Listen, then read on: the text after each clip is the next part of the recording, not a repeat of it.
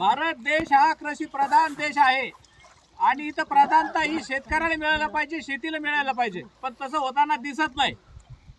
आज कधी पाऊस कमी पडतो, कधी पाऊस जास्त पडतो, त्याच्यामध्ये शेतीमाल येत नाही, शेत पिकाचे नुकसान होते आणि त्याच्यामध्ये कर्जमाफी ही जाहीर केलेली होती, आश्वासन दिलेलं होतं। 2024ला निवडणुकीपूर्वी सरकारने जाहीर आश्वासन दिलेलं होतं की आमचं सरकार जर आलं तर आम्ही कर्जमाफी करू, कर्जमाफी करून शेतकऱ्याचा 7/12 हा कोरा करू, सरसकट कर्जमाफी करू आणि करू 7/12 कोरा।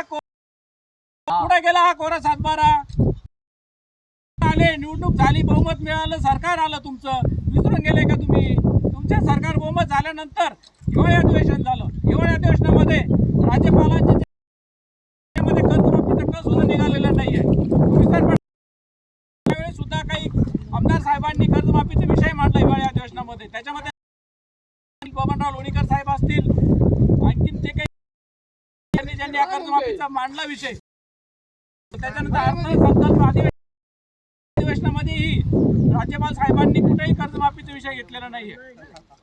अर्थसंकल्प अधिवेशनामध्ये जे आमदार साहेबांनी कर्जमाफीचा विषय मांडला असेल त्याच्यामध्ये वैजापूर तालुक्याचे कार्यकर्ते सर असतील, त्याच्यामध्ये भास्कर पाटील जाधव साहेब असतील, रोहित पवार साहेब असेल, एकनाथ खडसे साहेब असेल, भास्कर जाधव साहेब असतील, ज्यांनी हा कर्जमाफीचा विषय मांडला, शेतकऱ्यांची बाजू मांडली, शेतकऱ्यांतर्फे त्यांचे आम्ही जाहीर आणि असं इथून पुढे ही कर्जमाफीचा विषय लावून धरावा सभागृहामध्ये, विधानसभेमध्ये, केंद्रामध्ये पण सुप्रिया सुळेताई असतील किंवा अजूनही ज्या केंद्रमाफीचा विषय मांडला केंद्रामध्ये, लोकसभेत आभार मानतो। आम्हाला कर्जमाफी मिळालीच पाहिजे, कर्जमाफी, कर्जमाफी, 7/12 कोरा, 7/12 कोरा। त्याच्यानंतर दुसरा विषय अजून पीक विम्याचा आहे, सरकारने आणलेले की फक्त पीक कापणीवरती ते कर्ज हे देणारे पीक विमा, तो आम्हाला बिलकुल मान्य नाहीये। त्यांनी जे काही अटी होत्या त्या अटी पहिले जे 4 ते ॲडव्हान्स जे कव्हर केलेले होते त्यांनी ते काढून टाकलेले, फक्त त्या कापणीवर पीक विमा देणारे त्याच्यामध्ये अगदी तुटपुंजी रक्कम आम्हाला, त्यामुळे आम्ही त्याचा जाहीर निषेध करतो। जी काही 1 रुपयामध्ये जुनी योजना पीक विमा चालू होती ती चालू राहावी अशी आमची शेतकऱ्यांची मागणी आहे।